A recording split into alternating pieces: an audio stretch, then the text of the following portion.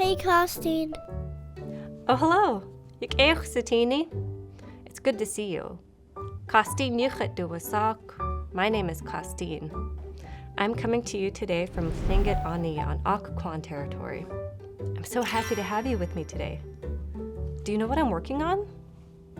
You're beading. Ayechaway, that's right. Kachakes. I'm beading. I'm working on beading my adcheshtitili right now, my moccasins. Did you know that beading has been around for centuries in Tlingit culture? For years, we have been using beading as a way to put our clan crests onto our regalia. I'm Chukanadi, which is eagle brown bear from Huna. That's why on our regalia, we have brown bears. This is a brown bear head. Or we have brown bear paws. These are my daughter's moccasins. Dalkanachse isati, what clan are you? Do you know if you're a chak, an eagle, or yesh, a raven? Eagle. You can tell what clan somebody is by the designs on their regalia. If you look closely, you can tell if someone is the same clan as you or if they're one of your opposites. That's why when we're singing and dancing with our dance groups, when we enter with our backs first, so that everybody can see what clan we are by the designs on our backs. Tlingit beadwork also uses a lot of flowers and seaweed designs. You'll see these a lot on like moccasins, like the ones I'm making here, or like on an octopus bag. This is the seaweed designs. Or you'll see them a lot along the edges of tunics, like on the cuffs or on the bottoms. Aren't those so pretty? I have been so inspired by beaders ever since I started beading as an atkutsku, just like you. I first learned to bead as a young kid. When I got a little bit older, like in the middle school, I learned how to do the beading method that I still use today. I learned from my aunties Sonia Johnson and Carol Williams. Do you want to see something really fun? This was the first headband I ever beaded. Can you tell what design this is? Eagle. Ayechaway, that's right. This is a chak, an eagle.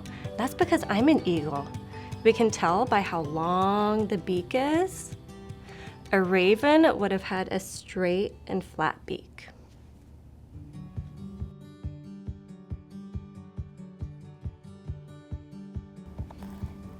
I love to bead, especially when I make pieces of regalia. It makes me feel so connected to our culture and our ancestors. My great-grandma and my great-great-grandma also beaded.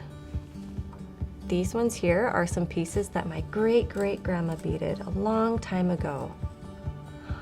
Aren't those cool?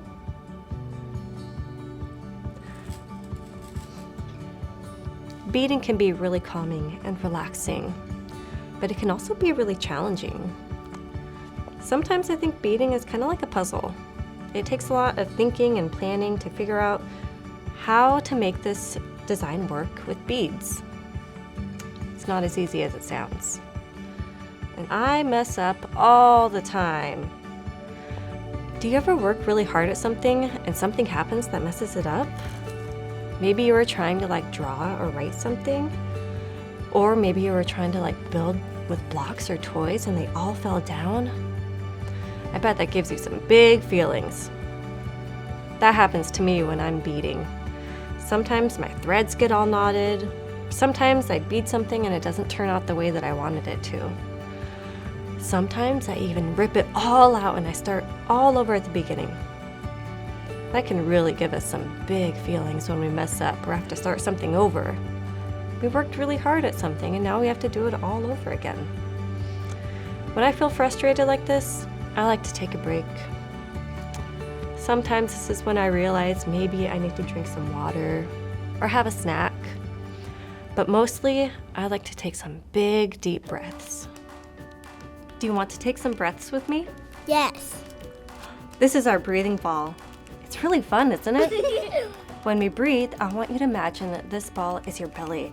And I want you to fill your belly up with as much air as you can. And then when we breathe out, try to make the ball really small. And are you ready? Uh-huh. We're going to take 3 big breaths. Neelte naidesa. Kuchte naidesa. Neelte naidesa. Kuchte naidesa. Neelte naidesa. Kuchte naidesa.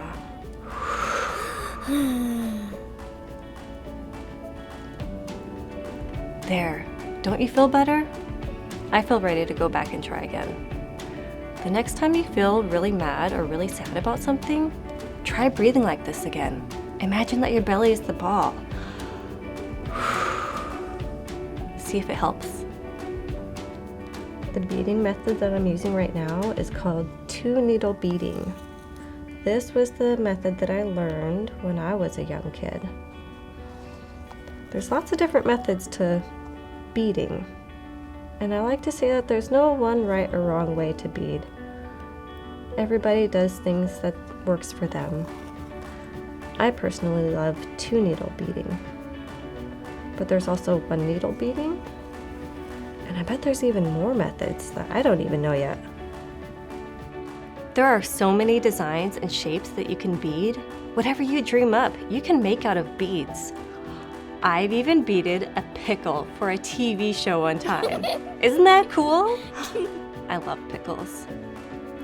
You can get creative with your own designs. And always remember, your aunties and relatives are amazing teachers if you ever get stuck and you need some help. Goodness cheese, thank you so much for beading with me today. Suye Kwasateen, I'll see you later. I can't wait to see what you make.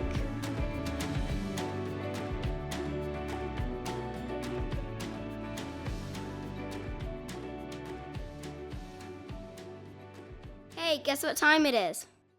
It's activity time!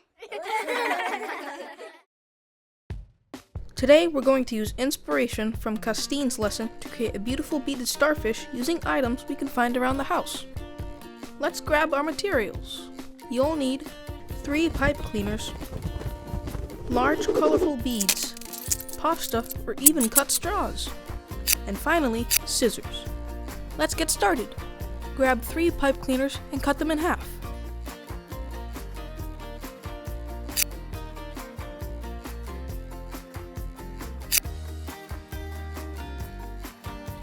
Next, wrap each pipe cleaner around each other at the middle section.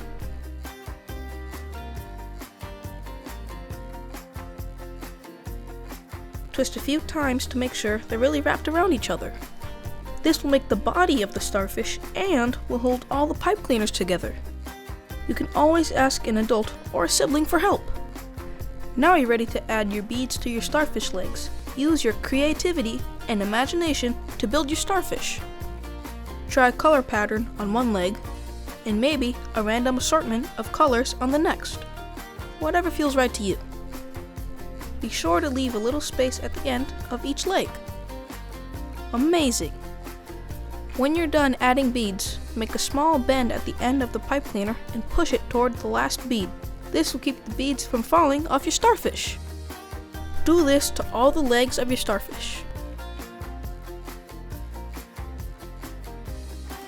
Wow, that looks just like a starfish that you might see at low tide.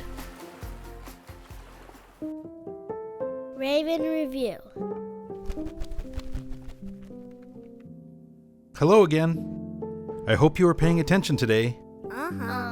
What language was Kaasteen speaking today besides English? Was it Khaadkil?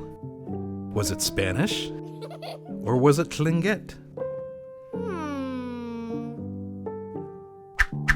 That's right, Tlingit. Let's hear Kaasteen say them again.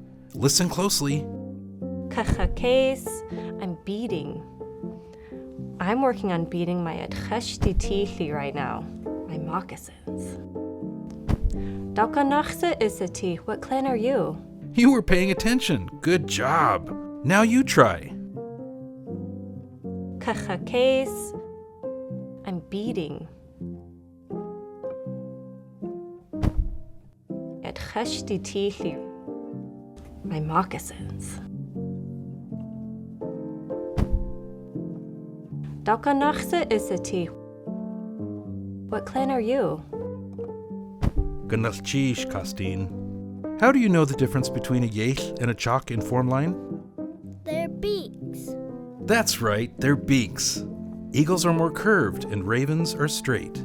Nice job. Don't forget to keep practicing. Thanks,